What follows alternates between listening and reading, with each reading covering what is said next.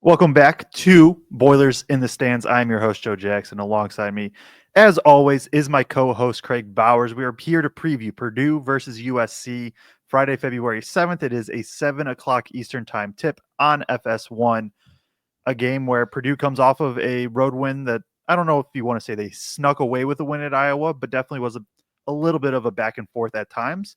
USC is another team kind of that I think quietly has been much better than maybe their metrics show and can, in theory, give Purdue some issues. So we'll deep dive into everything you need to know upcoming for the game. Kraig, I'll throw it to you. Initial kind of just thoughts on USC. I'm excited about this game, and I've kind of been on the USC train a little bit here lately. Just feel like they've looked a lot better as the year has progressed from what they looked like at the beginning of the year. A team that has a ton of length all the way around, other than the center position, that can provide some challenges just with the length and size that they have at the guard and wing positions. When you read across them, you just feel like you're going 6'5", 6'6", 6'7", pretty much across the whole team. And I'm excited about it just as we play all of these new teams, right? Whether it was Oregon, UCLA, we'll get to see, or we haven't played UCLA yet, but Oregon or Washington, get to see USC at home, get to see UCLA later at home. So I think it's going to be an exciting matchup, and a USC team that's got some good wins behind them. If you look at that, they beat Illinois. They take a win at Nebraska, which is not always the easiest thing. They beat Michigan State at home. Obviously, they've got some bad losses too. They take that loss real early in the season to Cal. I don't know that any of the rest of them. I guess IU's a bad loss and Northwestern's a bad loss at this point, right? We consider those bad losses. On the road, it's a little more excusable, but it's still not a True. great loss. Fair. Some of the other ones that looked like they may have been bad early on have not ended up being bad. So a team that comes in 13-9, 5-6 in Big Ten play, they come in ranked 68th in the net right now, 3-7 in quad one. Kind of their issue is they do have one quad two loss and they do have one quad three loss that is dragging that net rating down. Enter this game ranked 59th on KenPom, and a team that's relatively balanced, but they excel a little bit more offensively, ranked 49th on KenPom in terms of offensive efficiency and 86th in terms of defensive efficiency. For me, it is that length and that versatility 1 through 4 that makes this team challenging, though. And I'm sure we're going to dig into it, but the emergence of Wesley Yates and what he brings to this team, I think just makes them a completely different team than who they were early in the season. Yeah, this is also a team that they return one player from last year's roster, and he has played like 10 minutes this year. He more was just kind of, the last scholarship guy that hung around to get his degree at USC and stuff like that. Like, this is a completely new roster, a completely new coach, a completely new coaching staff, a completely new conference. Yes, some of the other teams like Washington had to go through it as well, but like you see where Washington is at. USC struggled early, and they've really turned the corner since January 1st. I guess I have it filtered January 6th. But basically, since the turn of the calendar, since January 1st, USC is the 41st best team in the country per Torvik. It's like the 7th best or so in the Big Ten. Like, this is a team that is, I don't know if they end up making the tournament, but I've tweeted about it a little bit of like, hey, they're going to start creeping into those conversations. And they've started doing that a little bit over the past couple of weeks.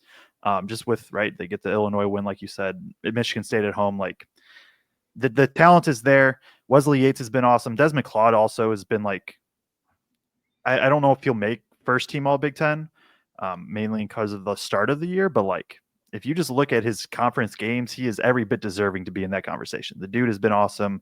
Now, he did not play against Northwestern, so we'll see what happens. But yeah, USC's like, they're just fun. They're different. They are the 23rd tallest team in the country, and they have like one sort of true center on their roster. It is just a bunch of wings everywhere, like Musselman likes, and just kind of win games in different ways.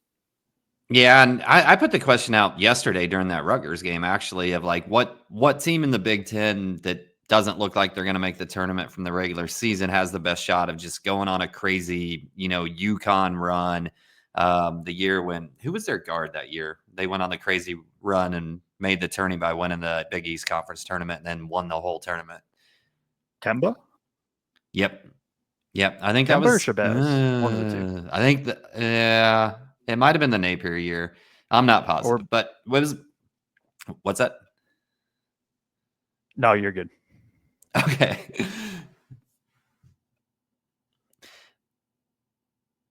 But as we're looking at, sorry, you froze up there for just a second. But I think, as we look at this USC team, like you said, one that's turned the corner. And my whole point to that, though, there was a lot of people throwing USC out there, and I'm like, I think they still have a chance to make the tournament just on their body of work. I don't necessarily think they're going to have to. Now they got to do some things, right? But there's a chance for them to end up making the tournament off their body of work, and they have some opportunities left in front of them. I think a team to me that's, interesting when you look at them in terms of what they excel at. 3-point shooting isn't necessarily it. They don't have a terrible 3-point shooting percentage. It's 35%. But when you look at where their points come from, right, they rank 304th in the country in terms of 3-point attempts compared to field goal attempts. And they rank 306th in the country in terms of point distribution relative to the percentage of their points that come from three. So a team that will get downhill, will get mid-range, will get to the rim. I guess, Joe, just big picture, what do you expect to see out of USC offensively? Yeah, they're a team that likes to hunt matchups. They're a team that they have multiple wings that can drive, that can get downhill. They don't have poor shooters by any means, and even Claude is not shot terribly from three. Wesley Yates has been awesome. St. Thomas has really started turning the corner. Abo is a dude that is a knockdown guy, and they have a couple other guys that can knock him down, but they like hunting matchups. They like running pick and rolls. They like getting downhill, and then maybe spraying from there. But it's a lot of pick and roll, and it's a lot of Claude, and then just kind of working from there offensively. Yeah. On the flip side of that, defensively, this is a team to me that I always assume from watching them play that their defensive metrics would be better than they are. Because to me, they feel like they can do things with the size that they have on the perimeter that can make things difficult for teams. And that was one of the primary reasons that I really thought going into that Michigan State game that they had a real chance of beating them that day, just because of the size and physicality that they have around their perimeter against those Michigan State guards. But their defensive metrics don't jump off the page. And the one thing they don't do well, and I'm assuming this is what drags it down, is they don't have real rim protection necessarily in terms of a big-time center. And they rank 242nd in the country in terms of 2-point percentage given up to opposing teams. I guess where do you see them defensively? Are they switching 1 through 4? Are they switching 1 through 5? Kind of where can Purdue maybe exploit, or what are their weaknesses? Yeah, I mean, this is a team that, like, you ask, what are they going to do in that? The answer is just yes. They are not a team that necessarily has a defensive identity. Their identity is being willing to try any and everything possible. Against Michigan State, they played the deepest drop I've ever seen in my life, where whoever was guarding the screener was standing at the rim. And they said, hey, if you want to take mid-range jumpers, cool. We've also seen them trap at half court. We've seen them play zone. We have seen them blitz ball screens. Anything that you can think of, USC has probably tried it at this point in their season. They can switch 1 through 5. They can double they don't double the post an insane amount, but they can double the post. They can stay one, they can just do a little bit of everything. And so it is a little bit tougher in terms of what are they going to do? Because if I was to guess, I think they want the ball out of Braden Smith's hands and they're going to make other guys beat them. But now you're back in Mackey where, players have shot the ball pretty well from Purdue. So that would be my guess. But yeah, their interior defense has not been good. They're allowing, they're one of the worst teams in the entire country in terms of field goal percentage at the rim. Defensively at 70.5%. That's 353rd. They're also one of the worst teams in the country defending the mid-range, 334th. So those two areas combined, they're not good at guarding pick and rolls because guys can kind of just take them off the dribble a bit. Or if they play that drop coverage, or they'll mix things in. Teams have been able to take advantage. The one area they kind of have been good at in the interior is defending the post. And I don't know, Some of those numbers can sometimes be skewed if you play teams that aren't great in the post offensively because it isn't as common. But I would, it'll be interesting to see if they double TKR in the post or if they just kind of let him go. Yeah, I think that's real interesting. And the fact that they have blitzed that ball screen against other teams before, I would assume him watching what has given Purdue trouble, it wouldn't shock me at all if they chose to do that against Braden Smith and try to force the ball out of his hands, like you said. Now, let's maybe dive into some of the players a little bit. And I guess we'll kind of start with oh, heck, they're all about the same size. But let's just start with the point guard, shooting guard, small forward lineup here of Desmond Claude. A junior, 6'5", transfer from Xavier, averaging 16.2 points a game, 3.8 rebounds, 4.2 assists. Not a real prolific three-point shooter, only 32%. So not terrible, not great, but shoots 53% from two, and he'll take a bunch of twos. A shooting guard in Wesley Yates. It's a freshman, like we've talked about, 6'4". I'm not even going to read his total season stats because what really matters is what he's done lately. And in big play only, he's averaged 15.5 points and shot 49% from three and 55% from the field. And then Chibozo Abu, senior, 6'7", transfer from Boise State, comes in averaging 11.8 points per game and 4.8 rebounds per game.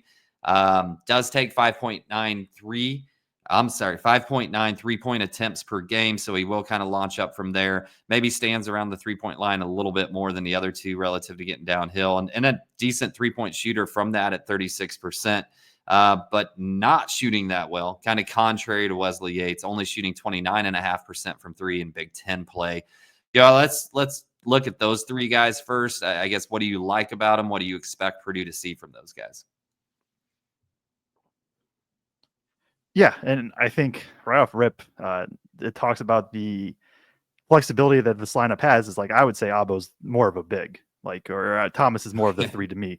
But they're all so interchangeable, and so Claude is the head of the snake. He is the dude that he's going to have the ball in his hands a lot. He is a primary facilitator, but he's also their go-to scorer. He's going to run a lot of pick and rolls. Really good size, 6'6", 205 pounds. Has just been throughout his whole career just kind of a guy that can bully his way to the rim and get downhill. Has a good mid-range to pair with it, and then the jumper is slowly starting to come around even this year. And I think you still live if he shoots threes, but it isn't where it was maybe in years past. Wesley Yates is just, he's a dude that he can be create on ball if needed. He is more off ball, more catch and shoot, catch and drive. In Big Ten play, he has the highest effective field goal percentage in the entire conference at 64.8%. Just hyper efficient. Shooting the ball crazy well. It's good athleticism too. Like I would expect him to. I would probably expect him to take Braden to start, just given his. He's the one guy on this team that kind of has like a little burst to him, and he's not just. Everybody else is kind of more physical, overpowering wing. He's the one that has just that extra burst to him, I think. And so I'd expect him to guard Braden.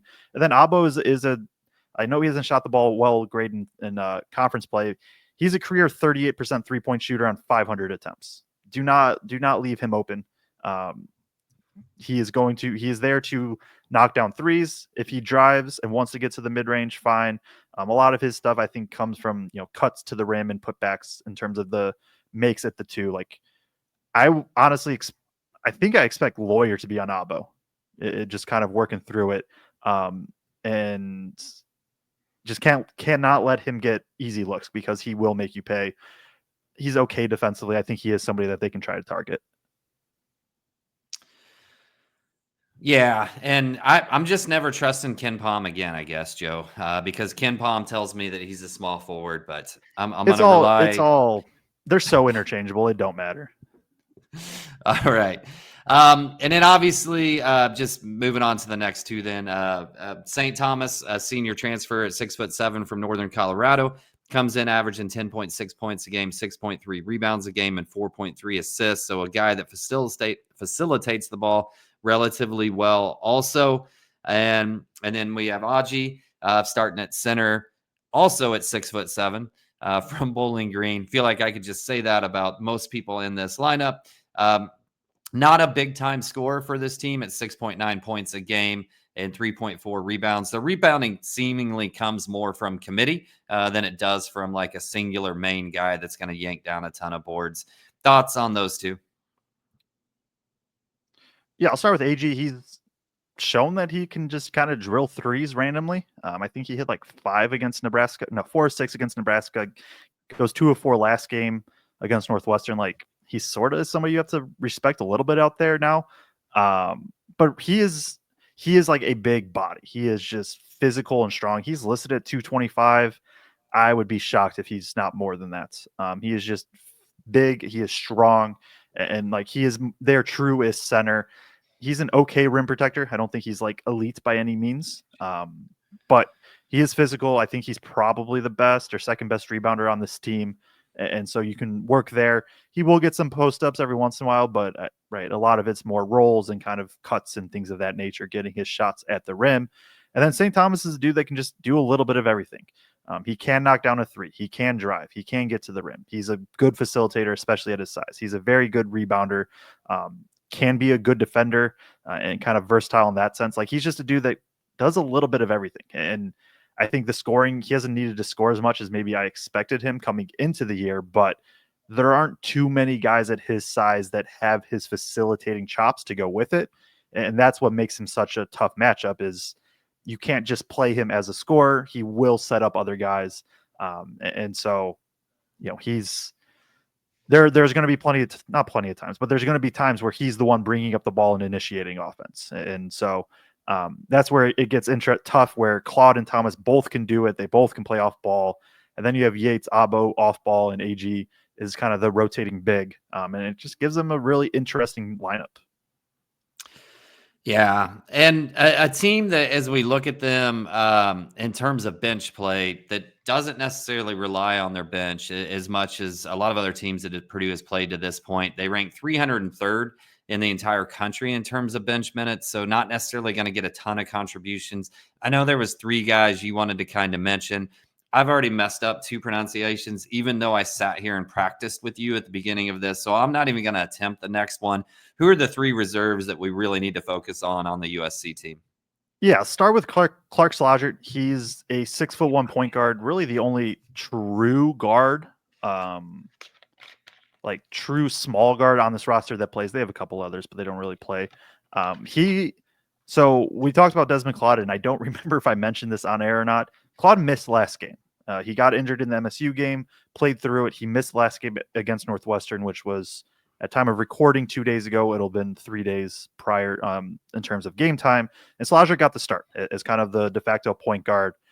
He got hot from 3, 4 of 4 from 3 in that game. He had 2 and 1 threes down the stretch. He is out there to shoot the ball. Even if he will play some, even if Claude is in.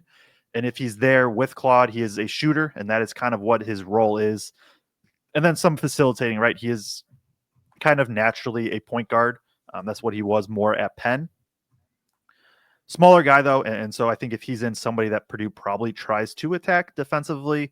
Then there is Matt Noling. He just has recently gotten back from injury. He played 32 minutes against Northwestern.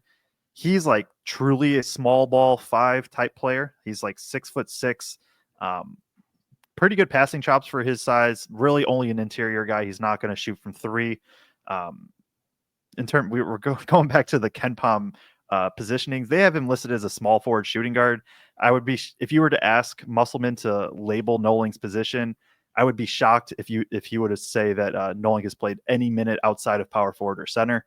He just kind of plays more of, not like, it's not a 1-for-1 by any means, but he's closer to that Draymond type role of just like maybe not super big, but kind of plays big and isn't super crazy effective offensively, but like can still pass and do things.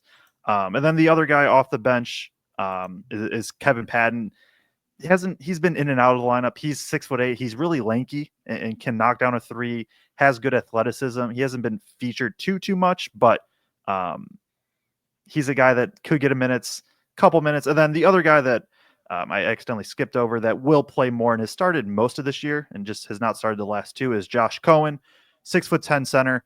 He is a wide, like skinny. He's listed at 6'10", 220. He is not really a rim protector, but he has pretty good touch offensively, and that's why you bring him in, is he can be somebody they can throw the ball to in the post if they want to, and kind of let work from there. So yeah, those are the guys. I'd say Cohen and Slodgert are probably the two main off the bench, and especially if Claude doesn't play, Slodgert I assume will start again. But those are the two main, and then a couple guys that could, in theory, get a couple minutes, but really haven't been consistent part of the rotation. The other thing, just in general, maybe aside from Slodgert, is USC is fine posting up anybody and getting like booty ball type with Claude, with Thomas, with Abba, like especially. So that is something else I didn't really mention, but need to look out for USC's offense. Yeah. So as we kind of turn the page a little bit here to maybe how Purdue can attack them offensively, based on what we know they have from a lineup and roster that's out there. Not that we have a great idea exactly how USC is going to try to defend this team, but I guess what areas specifically? I mean, obviously we're going to get Braden Smith TKR pick and roll because we always are. But is there anything else that you see maybe where Purdue should have a definitive advantage in this game? I mean, I think it's just there. It's they haven't defended the pick and roll well, and they haven't defended the mid range well. They haven't defended the rim well. Those are kind of the areas that the pick and roll wants to get to for Purdue. Aside from that, though, like I do expect USC to force the ball out of Braden's hands, so I do think it's a game where USC is roughly D1 average in terms of allowing 3-point attempts. Although they do have a good defensive 3-point percentage, they will stay at home a little bit more, especially with a lot of their off-ball switch.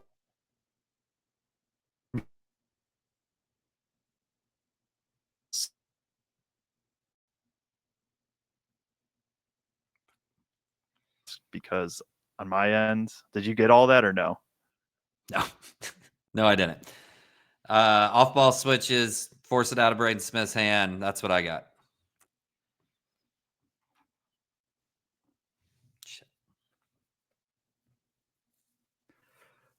We're having some technical difficulties. My bad about that.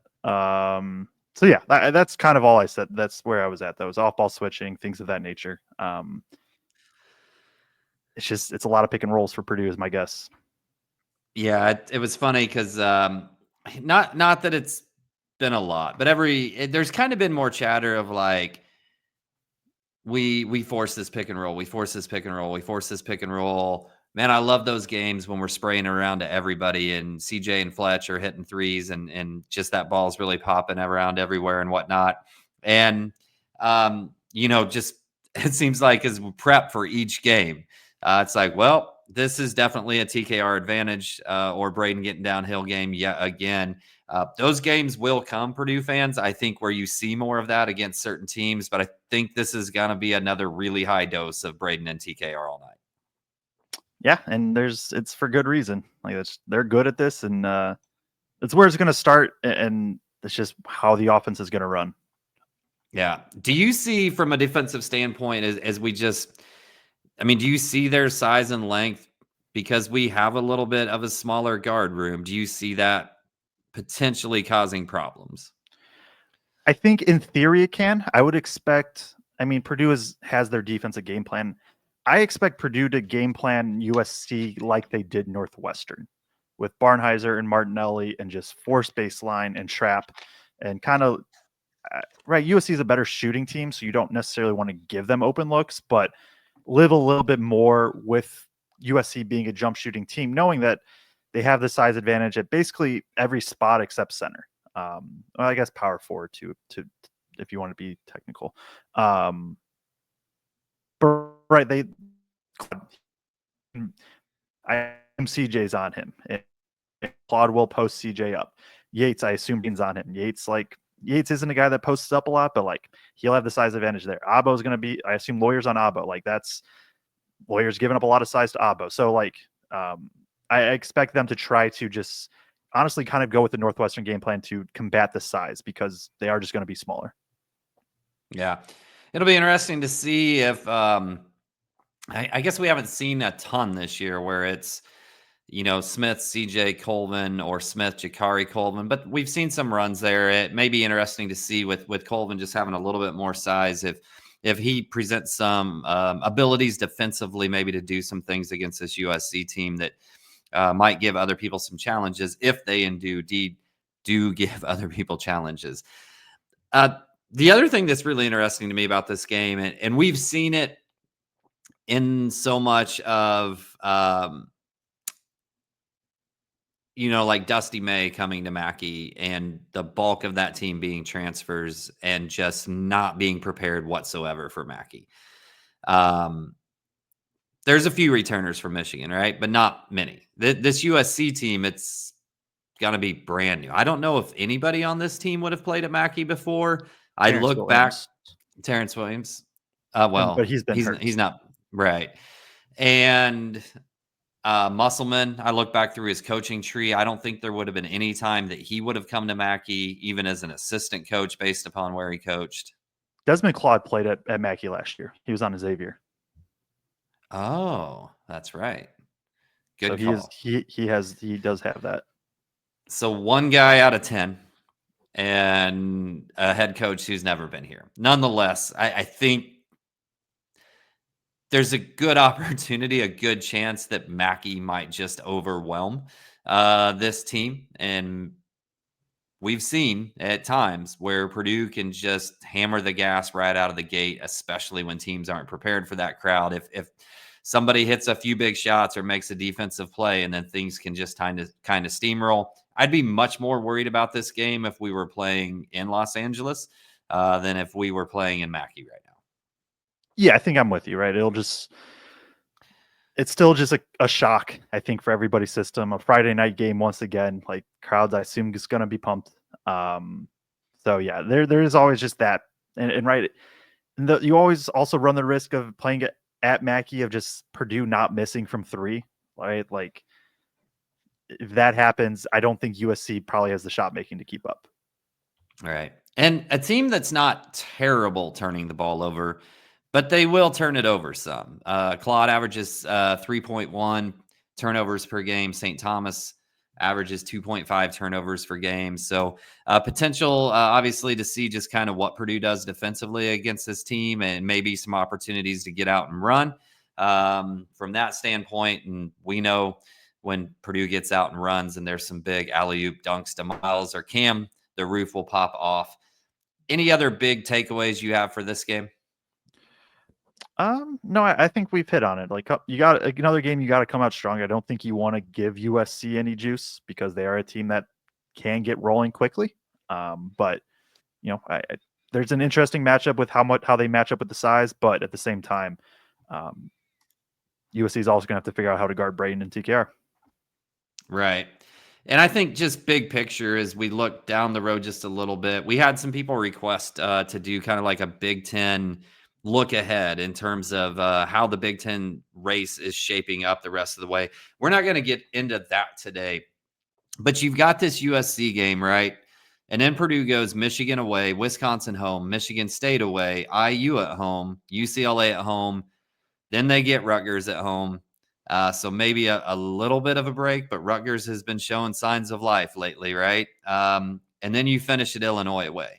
So I think this game is critical for them to kind of come out and just put them down relatively early, because that next stretch of, what are we looking at, 7 games? 6 of those next 7 games are going to be a task. Yeah, no, for sure. It's a game, right? You lose this game and your margin of error the rest of the way is close to none. You win this game, you can still afford to drop like maybe one of the ones that like you probably should have won, but it's against a good team, so it's okay. That's kind of where they're at right now if they want to win a Big Ten title. Yeah, for sure. Well, I'll let Joe tell you one more time where this is going to be, what time it's going to be, and who's going to be hosting it. Sorry for the technical difficulties. We had a few of them today. I apologize for my pronunciations. I swear to you, I practiced them before we came on air, but it still happened to me. Joe, fire away. Yeah, so 7 o'clock Eastern time, Friday, February 7th on FS1. We will be live after the game. I don't know if it might be after pressers. I don't know if Braggs will be there or not. So we're going to work under the assumption he's not. So a little bit later, probably of a show, maybe 9:30-ish. But 7 o'clock Eastern, Fox Sports 1. That's the game. Purdue takes on USC in Mackey Arena. Should be a good one. Appreciate everybody tuning in, and we will see you all then.